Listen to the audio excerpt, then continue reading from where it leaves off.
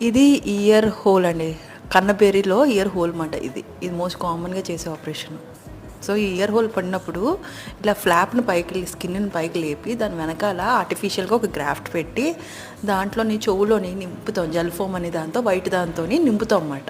నింపేసి హ్యాపీగా అంతే అయిపోయింది సింపుల్.